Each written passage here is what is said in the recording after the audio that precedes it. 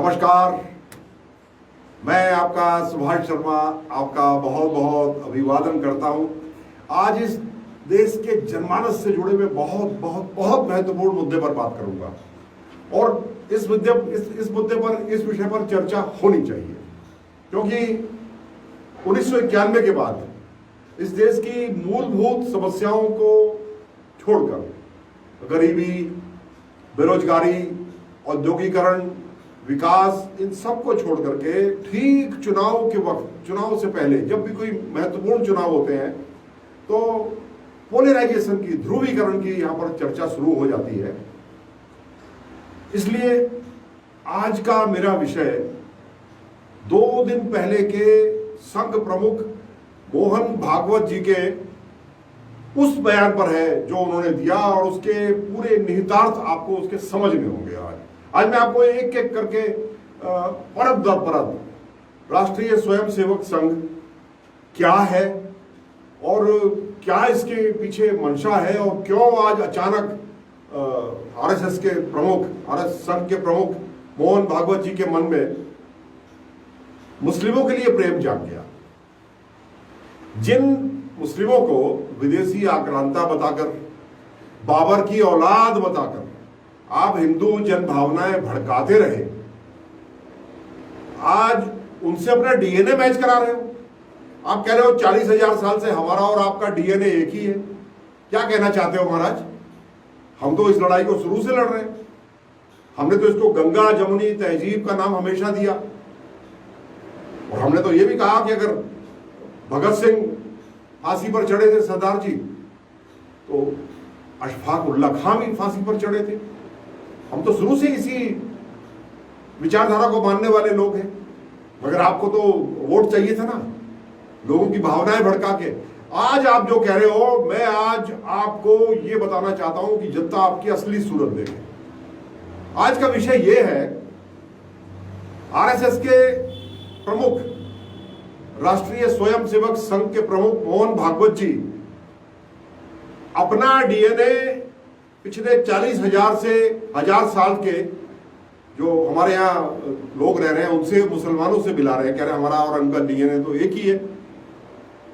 जरा मैं मोहन भागवत जी आपसे पूछना चाहता हूं कि इतने दिनों में आपका डीएनए, अभी हिंदुओं के ही बहुत बड़े वर्ग जिनकी सबकी आबादी मिलाकर के 50-55% बैठती है, अभी उनसे तो मिला नहीं आपका डीएनए। दलितों से तो मिला नहीं, पिछड़ों में जो अति पिछड़े आपसे उनका डीएनए क्यों नहीं मिला? इसका जवाब तो पहले दीजिए। पहले अपना घर तो ठीक कीजिए। पहले ये तो बताइए कि ये हिंदुओं का जो ये एक छुआछूत का, एक ऊंच नीच का, ऊंची जात, पिछड़ी जात, पहले तो ये शब्द ही गलत है। ये बैकवर्ड क्लास कहां से आ गई? किसने बनाई? किसने बना दिया बैकवर्ड? कौन है बैकवर्ड? बैकवर्ड वो है जो भगवान की बनाई हुई इस व्यवस्था को नहीं मानता। जैसे 2 हाथ 2 पैर नाक कान आपके, ऐसे ही 2 हाथ 2 नाक कान एक गरीब के घर पैदा हुए। गरीबी अमीरी तो 2 क्लास हो सकती है, मगर ये अपर कास्ट, लोअर कास्ट, ये कहां से आ गई? दलित जाति, पिछड़ी जाति, अति पिछड़ी, ये कहां से आ गया? ये किसने बना दिया? और क्यों आप इसको संविधान में इन शब्दों को रखा हुआ है? सबसे पहले तो ये शब्द हटाइए, ये शब्द ही आपत्तिजनक है। आइए अब आगे बात करते हैं। आरएसएस की स्थापना 1925 में इस देश में हुई, और इस देश में 1925 में डॉक्टर हेडगेवार जी ने की। डॉक्टर हेडगेवार उससे पहले कांग्रेस कमेटी के महाराष्ट्र के महामंत्री थे। महाराष्ट्र को उस वक्त कुछ और बोलते थे, बड़ा राज्य था, उसमें बहुत बड़ा इलाका गुजरात का भी था, उसमें बड़ा इलाका नीचे कर्नाटक तक था, मध्य प्रदेश का भी कुछ इलाका उसमें शामिल था। तो महाराष्ट्र तो एक बहुत बड़ा एक राज्य था उस वक्त। ये बाद में राजनीतिक विभाजन हुए तब उसका अलग से नाम महाराष्ट्र हो गया, उसका पूरा नाम कुछ और था, मुझे अभी उसका नाम याद नहीं आ रहा है। अब उसके महामंत्री थे डॉक्टर हेडगेवार जी। उसी दौरान हिंदू महासभा भी एक्टिव थी। उसी दौरान मुस्लिम लीग की स्थापना हुई। जिन्ना ने वहां पर मुस्लिम प्राइड, मुस्लिम राष्ट्र, इस तरह की बातें करनी शुरू करी। तो उसकी प्रतिक्रिया स्वरूप आप लोगों ने ये सब शुरुआत की थी, जो हेडगेवार जी ने शुरू की, और गुरु गोलवलकर जी उसको आगे लेकर के गए।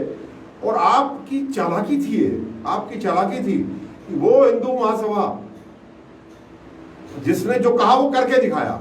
उनकी महात्मा गांधी की हत्या करने के लिए आलोचना की जा सकती है, बार बार की जाती है, लेकिन वो अपनी विचारधारा पर टिके हुए थे। मगर आपने यहां पर राजनीतिक स्टैंड ले लिया और आप चालाकी के साथ भारतीय जनता पार्टी से अपने आप को संबद्ध करने लगे। आपने अपने कुछ लोग भारतीय जनता पार्टी में भेज दिए और आपकी स्थापना ही इस बात के लिए हुई थी कि हिंदू समाज में जो एक बहुत बड़ी विसंगति है, यहाँ जाति को उसके काम के आधार पर, देखिए मजे की बात, जाति को बना दिया काम के आधार पर। जो आदमी सफाई करता है, जो आदमी हमारा मल उठाता है, अपने सिर पर टोकरी में ढोकर के ले जाता था, जो गली की सफाई करता था, जो मरे हुए जानवर की खाल निकाल करके उससे हमारे लिए जूते गाड़ता था, जो वो सारी बदबू, वो सारी जो अप्रिय दृश्य है एक जानवर के मरने के बाद, उस सबको झेल करके हमारे समाज के लिए जूते बनाता था और खुद उसको जूते पहनने का अधिकार आपने नहीं दिया। उस आदमी को उसके काम के आधार पर कि तू तो लोहे का काम करता है, तो लोहार है, तो लकड़ी का काम करता है, तो बढ़ई है, हम तो वेद शास्त्र पढ़ते हैं, हम तो बड़े लोग हैं, हम तो राजगद्दी में बैठते हैं, हम राजपूत हैं, हम ब्राह्मण हैं, हम तो दुकानदारी करते हैं, हम तो यहाँ पर व्यापार करते हैं, हमारे पास तो पैसा ही पैसा है, हमारे पास तो सोने का भंडार है, हम वैश्य हैं, हम व्यापारी हैं। आपने इन कामों को लेकर के, मैं फिर दोहराना चाहता हूं, हिंदू समाज की संगति को भूल जाइए, मनुस्मृति को फाड़ के जला दीजिए, उस मनुस्मृति को जिसने जन्म के आधार पर बाद में इसको काम को बांट दिया। काम बटे हैं, जातियां बटी हैं काम के आधार पर, मैं ये कहना चाहता हूं।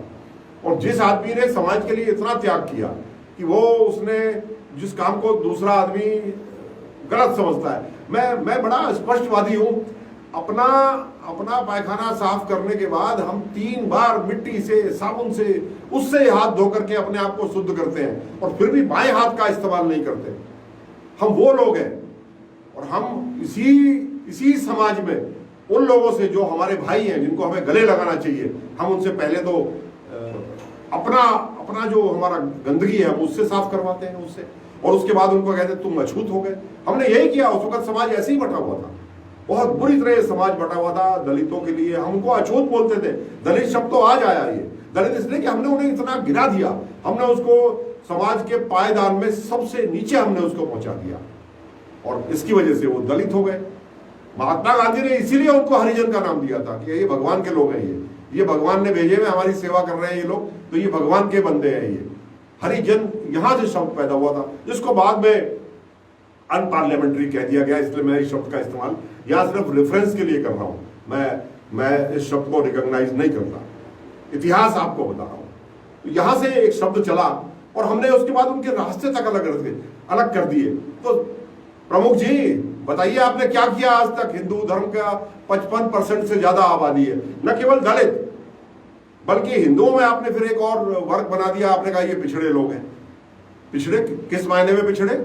वो दूध का काम करते हैं, वो गाय भैंस को चरा करके उसकी सेवा करके और दूध निकाल के आपको बेचते हैं, तो वो गुर्जर, वो यादव, वो पिछड़े हो गए। किसने दिया आपको ये अधिकार कि आप उनको पिछड़ा बोल दो? वो नाव चलाता है, वो नाव चला के हमको उसके पार लगाता है, तो हमने उसे कह दिया तुम केवट हो, तुम मल्ला हो, तुम काछी हो, तुम कुर्मी हो। क्यों? ये अधिकार किसने दिया? और ऐसी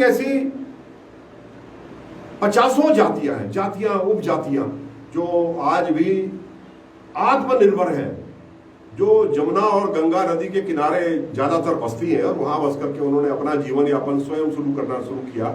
अपने लिए भी भोजन की व्यवस्था करते हैं और मछली पकड़ के पूरे समाज को भी खिलाते हैं।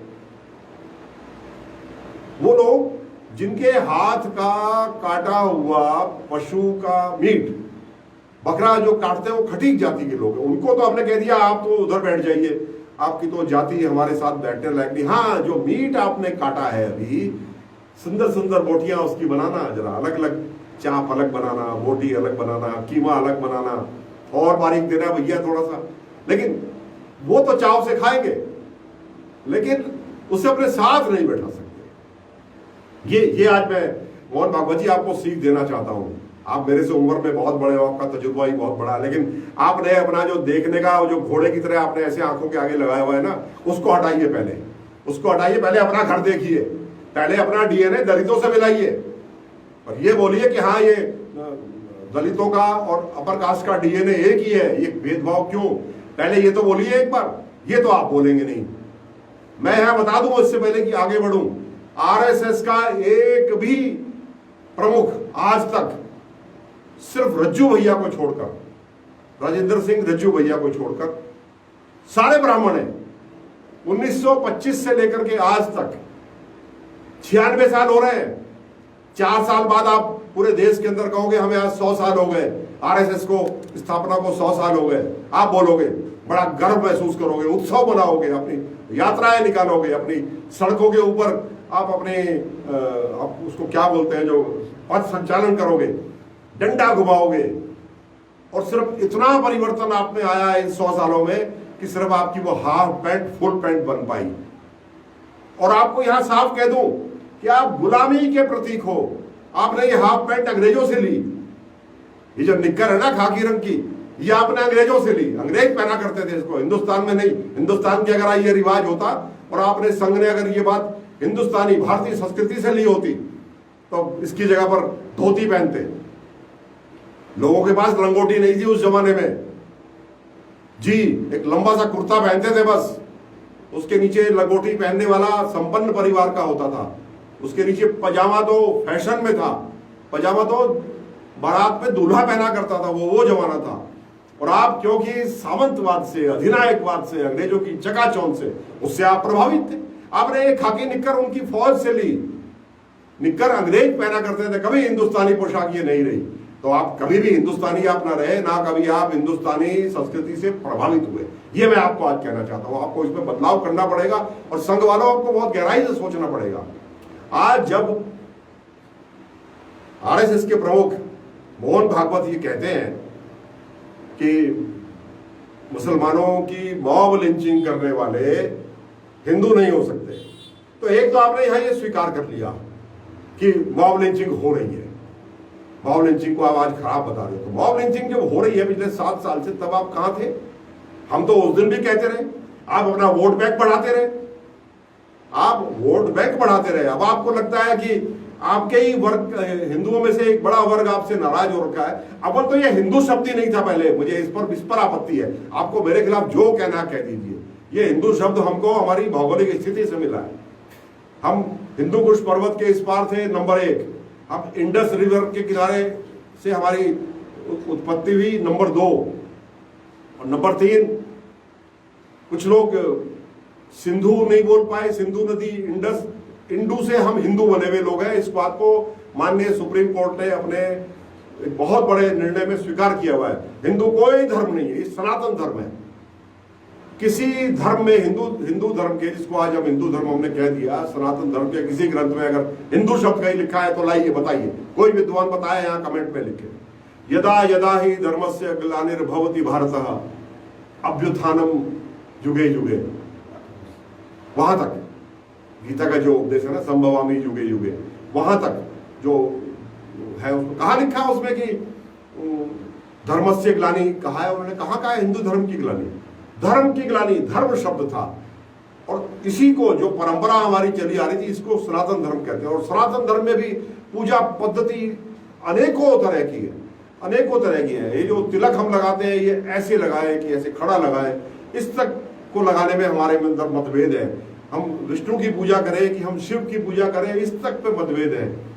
बहुत सारे, स्त्री अंदर मंदिर में जाए कि ना जाए, किन दिनों में जाए, किन दिनों में ना जाए। और दलित को तो हमने आज तक भी हम जाने नहीं देते, हमारी परंपरा ही नहीं रही। कभी इस पर बोलिए भागवत जी, कभी अपना डीएनए मैच कराइए ना, तो आइए, मैं आज आपको दावत देता हूं। 100 साल आपके होने वाले हैं, तो मोहन भागवत जी, आपने अगले चुनाव के लिए अब आप जमीन बना रहे हो। और आपको बोलते बोलते लग गया कि कहीं ऐसा मुझ पर आरोप न लगे कि मैं वोटिंग की और तुष्टीकरण की बात नहीं कर रहा। ये यही बताता है आपके मन में है ये बात, आप जानते हैं इस बात को। आप चाहते हैं कम से कम 15-20% मुसलमानों का वोट भारतीय जनता पार्टी को मिलने लगे। आप उनके लिए जमीन तैयार कर रहे हो, इसी को मुस्लिम तुष्टीकरण कहते हैं। हम मुस्लिमों को बराबर का हक देना चाहते हैं, हम उनको अपना भाई बनाना चाहते हैं कि हमारे भाई है वो। आप बनाए ना बनाए, उनका बराबर का योगदान है इस देश को यहाँ पहुंचाने में। आज भी आपके मंदिर का सिंदूर, आपकी माता को चढ़ाने वाली चूड़ी, आपके बजाने वाली मुरादाबाद की वो घंटी, वो लोटा, वो थाली पूजा की, ये सब मुसलमान ही बनाते हैं जी, ये सब मुसलमान बनाते हैं। ये जो चांदी का वर्क लगा करके ये लड्डू जो आप भगवान को चढ़ाते हो ना, कभी देखा है? इसे हमारे मुसलमान भाई चमड़े की 2 परतों के बीच चांदी का इतना सा टुकड़ा रखते हैं, उसको कूट कूट के ऊपर से उसको चांदी का वर्क बनाते हैं। और ये चमड़े के बीच गौ वंश का चमड़ा, उसको पीट करके जो बनाते हैं ना, उस वर्क को लगा के हम अपने भगवान को चढ़ाते हैं। आपको पता ही नहीं है कुछ भी। अब कैसे ये नखून और मांस वाला रिश्ता है हमारा। आप किसी भी तरह से समाज के अंदर इन वर्गों को अलग कर ही नहीं सकते। ये जो कौन सा धागा हमारे कपड़ों में हिंदू ने काता, कौन सा मुसलमान ने काता, आप इसका फर्क कैसे करोगे? नहीं कर सकते। जो गाने आप सुनते हो उसमें क्या मोहम्मद रफी के गाने से आपको क्या सांप्रदायिक आपको बदबू आती है? क्या आपको ऐसा लगता है? आरतियां गाई है मुस्लिम गायकों ने और इतनी फेमस वो हुई है और बड़े मन से गाई है। अब कितना आप समाज को बांटोगे, कितना बांटोगे? मुस्लिमों के अंदर कुछ फंडामेंटल्स हैं, मैं उनको नहीं कह रहा, लेकिन उनकी जमानतें जब्त होती हैं। आप इस बात को क्यों नहीं प्रचारित करते? मुस्लिम लीग एक भी सीट अंतरिम गवर्नमेंट में नहीं जीत पाया था हिंदुस्तान में, नहीं जीत पाया था, लोगों ने साथ नहीं दिया उनका। और हिंदुस्तान में तो कम से कम वो मुसलमान रह गया जो मुस्लिम लीग से सहमत नहीं था। अगर हिंदुस्तान का वो मुसलमान जो बंटवारे के समय जिसने हिंदुओं के बीच रहना पसंद किया, अपने भाइयों के बीच रहना पसंद किया, पाकिस्तान जाने से इनकार कर दिया। ट्रेन खड़ी थी, अमृतसर जाने की ट्रेनें खड़ी हुई थी, वो नहीं गए। उन्होंने कहा नहीं, हम अपने भाइयों के बीच रहेंगे, हम यही पैदा हुए और यही की जमीन में हमको दफनाया जाएगा। आज उन लोगों की प्रतिबद्धता पर आप सवाल उठाते हो। आज उन लोगों को डीएनए मैच करा के आप सर्टिफिकेट दोगे और आप अपने ही भाइयों की, अपने ही सनातन धर्म के 50% लोगों की, जिनमें दलित और पिछड़ों में कुछ जातियां तो थोड़ा आगे निकल गई, लेकिन बाकी जातियां आज भी याचक बन करके तभी तो ये पार्टियां बन रही हैं। वो सुहेल देव के नाम से राजभर बना रहे हैं, वो निषाद अलग से बना रहे हैं, उधर से पटेल जाति के लोग अलग से बना रहे हैं। आप देख रहे हो और आप उनके दबाव में आ रहे हो। हाँ, ये आरोप आपके ऊपर लगा रहा हूं। ये जो 3 दिन बाद मंत्रिमंडल का विस्तार होने वाला है ना, इसमें आप 3-4 वोटों की खातिर अपने ही सनातन धर्म में ठुकराए हुए, सनातन धर्म में जिनको आपने अपनाया नहीं, उनके वोटों के लिए आप ये करने वाले हो। ये मैं आपसे आज कहना चाहता हूं। ये देश के सामने एक सवाल है। मोहन भागवत जी बोल करके चले गए, मगर एक नई बहस का जन्म हो गया। हमको सबसे पहले जरूरत है दलितों को, उनको अपने गले लगाने की। अब एक बात आपसे कहना चाहता हूं और बहुत ही विनम्रता के साथ कहना चाहता हूं। ये क्या एक नया तरीका शुरू कर दिया, हम दलित के घर भोजन करेंगे। दलित के घर भोजन करोगे, उससे पहले आपकी सिक्योरिटी जाएगी, उससे पहले आपके 10 कारीगर जाएंगे, वहां पर बर्तन देखेंगे, वहां साफ सफाई करेंगे। एक काम करो ना, मैं आरएसएस वालों आपसे कहना चाहता हूं, आप दलितों को घर अपने क्यों नहीं बुलाते? जो हमारे यहाँ का सफाई कर्मचारी है उसको बुलाओ ना अपने घर, उसको अपनी रसोई में बैठाओ, उसे अपने यहाँ खाना खिलाओ, अपने बर्तनों में। कभी ये भी तो करके दिखाओ। ये कितना ढोंग करोगे वोट के खातिर? और अगर आप दलित के घर में भोजन कर रहे हो तो क्या आपने कोई एहसान कर दिया? क्यों उसकी फोटो सेशन करवाते हो? वो तो एक सामान्य बात है। वो दलित एक इंसान है, उसने आपको खाने के लिए बुलाया घर पे, आप चले गए। उसको दलित बता के उसके घर खाना खाने जाते हो, ये आपत्तिजनक है। आप खाना खाने किसी राम प्रसाद के घर जाइए, आप खाना खाने किसी जैतराम के घर जाइए, आप खाना खाने किसी बुद्ध देव के घर जाइए, बुद्ध राम के घर जाइए। वो बात तो समझ में आती है मुझे, सामान्य बात है। खाना खाने जाते ही रहते हैं, साल में 100-150 दिन हम भी खाते हैं लोगों के घर, लोगों को अपने घर में भी खिलाते हैं। उन्हें तो बुलाइए किसी दिन अपने घर पे बुलाइए, उनकी सेवा कीजिए, अपने चूल्हे चौके में उनको बैठाइए और अपनी पत्नी से बोलिए जो कि उनके लिए खाना बनाए। तब समझ में आएगा कि आप दलितों से प्रेम करते हो। और ये व्यवस्था हमको, ये क्रम हमको कई वर्षों तक आगे बढ़ानी पड़ेगी। हमने उनको पढ़ने नहीं दिया, हमने उनको अपने साथ बैठने नहीं दिया, हमने उनको अपने समाज में घुलने मिलने नहीं दिया, उनके लिए कुएं अलग कर दिए, उनके पानी अलग कर दिए, उनके रास्ते अलग कर दिए, उनकी बस्तियां तक हमने दक्षिण दिशा में इसलिए बनाई कि दक्षिण से उत्तर की तरफ जरा हवाएं कम चलती है, उधर से हवा भी ना आए, क्योंकि उसकी हवा आने से आपको दुर्गंध होती है, दुर्गंध आती है। जिस रास्ते से दलित गुजर जाए वहां पर आप पानी गंगा जल छिड़क करके उसको शुद्ध करते हो। ये आज भी हो रहा है। और जब आज भी आगरा के जाटव लोगों को अगर घोड़ी पर बैठकर, जी मैं रिपीट कर रहा हूं इस बात को, आगरा के जाटव लोगों की बारातें जब घोड़ी से जाने से वहां के ऊंची जाति के लोग, तथाकथित ऊंची जाति के लोग उनको इनकार कर देते हैं कि यहां से घोड़ी पर बैठ कर नहीं जाओगे, ये हमारा इलाका है। उनको घोड़ी पर बैठ के जाने का अधिकार भी आप बारात के समय नहीं देते। पहले इसको सुधारिए। सड़ा हुआ धर्म हो रखा है हमारा ये। हमारे धर्म में बहुत ज्यादा सुधार की गुंजाइश है, बहुत ज्यादा सुधार की गुंजाइश है। जब अपना घर ठीक हो जाए ना, तब दीजिए दूसरों को नसीहत।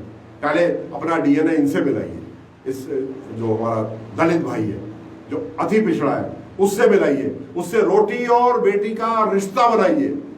और 1925 में जिस उद्देश्य को लेकर के आपने आरएसएस की स्थापना की थी ना, उससे मत भटकिए, उसी पर आइए। आपका मुख्य काम हिंदू धर्म का उद्धार, हिंदू धर्म की जो विसंगतियां हैं उनको दूर करना, ये था आपका उद्देश्य।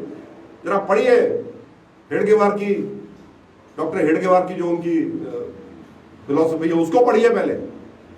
आपने उसको आज बिल्कुल पूरी तरह राजनीति के मुलम्मे में उसको सिर्फ मुस्लिम विरोध तक सीमित कर दिया, क्योंकि 1947 की वो बंटवारे की घटना से आपको ईंधन मिलता है। तो इतिहास की एक गलती पर उसमें जो लाशें बिछी थी, उसकी उन लाशों पर आप अपनी रोटियां सेकना चाहते हो। और जब आपको लगा कि तो पूरा हिंदू आज भी हमारे साथ नहीं आ रहा, आप कभी भी 50% वोट नहीं ले पाए इस देश के, 35-40% पर वो आप टिक जाते हो, तो आपको लगा कि ये तो देर सवेर खतरे की घंटी है, जब कभी बाकी लोग इकट्ठे हो गए हमें दिक्कत आ जाएगी। तो आपको मुस्लिमों के डीएनए की याद आ रही है भागवत जी।